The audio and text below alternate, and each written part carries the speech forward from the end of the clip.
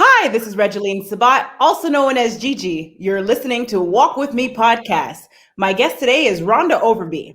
Rhonda Overby is the chairman and CEO of Camera Ready, a strategic communications company. Welcome to the show, Rhonda. Thank you, Gigi. It is great to be here.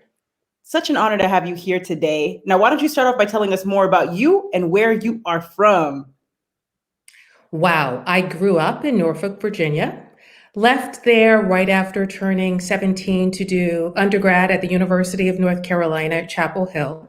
Went there because I was told that was the strongest school on the East Coast for communications.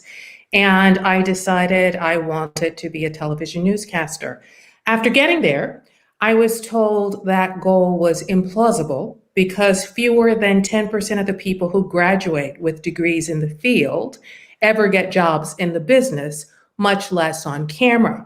Well, I had skipped a grade, turned down scholarships, full scholarships, which I could ill afford to do, to go to out of state to UNC Chapel Hill.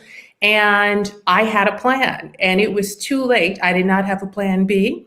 So I'm like, okay, I don't care if it's 0.001% or whatever that figure is. When I turn on the television at 6 p.m., 5 p.m., whatever time news comes on, I see people giving it, I'm going to be in that number. So I just set about strategically designing ways to do so, becoming a radio news anchor during freshman year, later interning at an ABC owned and network operated station at 4 o'clock in the morning, because when I was interviewed, I was asked if I wanted to get real experience or if I wanted to be around the network stars. Because I was told if I was willing to be there at 4 a.m., they were understaffed and I would actually report because there was no one else to write the news.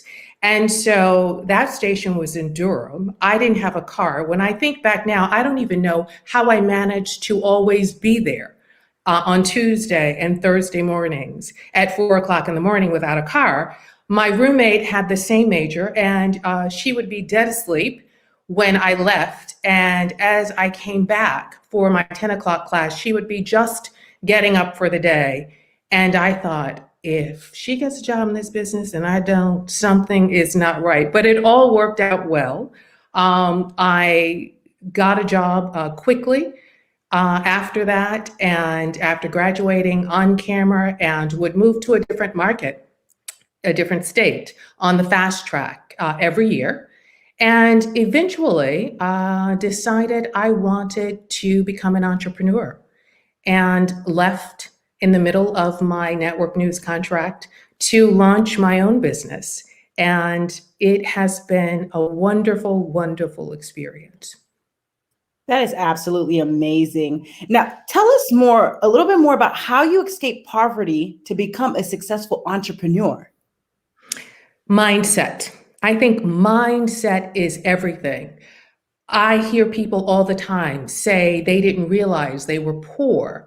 And I don't know if it was because of Robin Leach and Lifestyles of the Rich and Famous, or going to bed hungry, or not having the resources. Often, if I managed to get home for a holiday to even get back to Chapel Hill, I was acutely aware of being poor. And I did not feel like that was the lot I wanted to bear. So I looked at what people with resources did. I think the easiest way in this country, anyway, if you're impoverished, to escape is to take advantage of free education, which I did. I did well in school, took advantage of gifted and talented programs, free instrument programs, free private lessons, whatever I could do to enhance my skill set and perform. I did. I made it my business to do so. What's so unfortunate in this country, though, we do not teach financial literacy.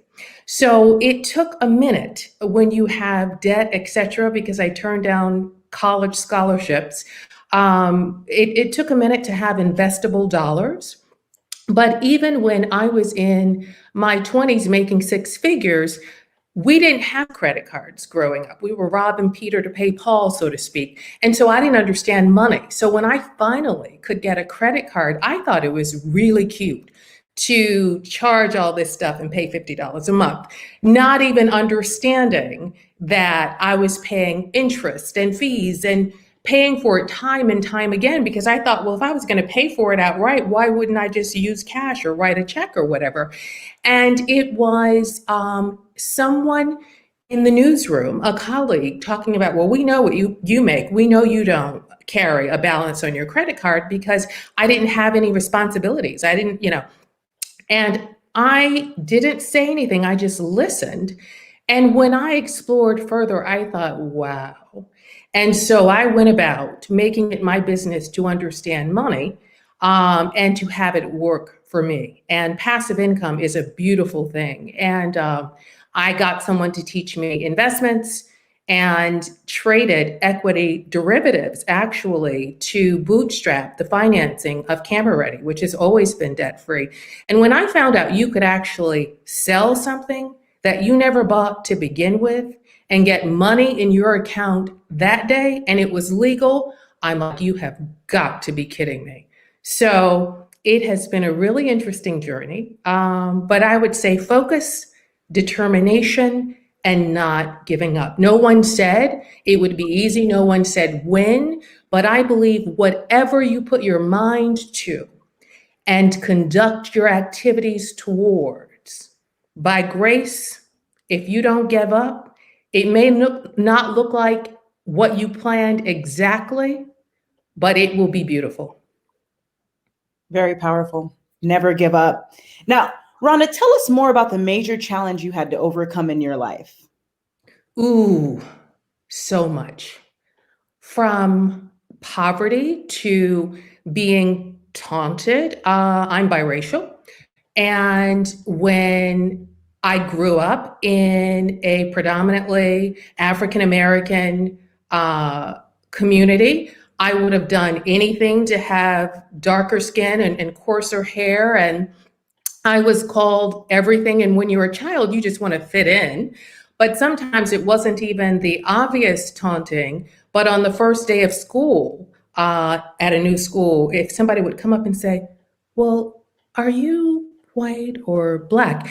And you just want to not stand out like that. So having to find the strength to deal with that as a young person, and recognizing, I guess, at some point when I was still in grade school or by high school, someone's like, oh, you think you're cute and da da da.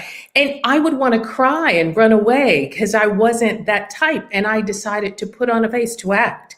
And I said, I responded in a manner that curtailed that and realized that we have to play the role sometimes of what we like to be in order to make that happen. That taught me a lesson that serves to this day. As an entrepreneur, people think what they want to think in many cases, and you can't control what other people think. You can control what it is that you do. And I've learned if you look yourself in the mirror and are fine with what you have done, if you've done your best, that's always going to be enough. Whatever the inherent bias may be, we all have them, we're human, but you can't focus on that. You have to focus on doing what is your mission, which part of is becoming the best version of yourself that you can be. And during pandemic, I earned a registered trademark for another company that enables others to do just that. Goal attainment, goal achievement, becoming the best versions of themselves. Very powerful. Become the best version of yourself. I love it. Now, tell us your best advice to the audience for walking with purpose and living a life of happiness. I think throw away limitations. We get so caught in the day to day, getting it done, what we perceive as having to do, that sometimes we get away from what most moved us. So I think being still long enough to imagine no limitations, If you had the clay, if you had the script and it was blank and you could create whatever it is you wanted, think about that. No limits. And when I say no limits in the imagination, think about that. And once you have that image, try to feel it. What's the why? Why is that it? What would make you different? What would feel different about that if that were to come to pass? And really, really feel it. And then think about what is already in existence that might be altered just a little bit to be closer to that. And then actually map out steps to get you to that ideal. And if you envision it, if you say it, even if it's written to yourself in a journal, and map your actions to it, you get closer and closer and closer. The enemy of that is excuses. Many people make excuses for why not. I'm all about a plan for why, a plan for how, a plan for making it happen and doing it, following through. That's right. No excuses. Very powerful. Now, Rhonda, where can the audience find you? I'm on LinkedIn, Rhonda Overby. On Instagram, Camera Ready Inc. And the new one is propertize.thrive and camerareadyinc.com. I love it. Ladies and gentlemen, make sure to check out Rhonda on her social media platforms and also camerareadyinc.com. And Rhonda, thank you for being a guest on Walk With Me podcast. You have a blessed day. Thank you for having me. You do likewise.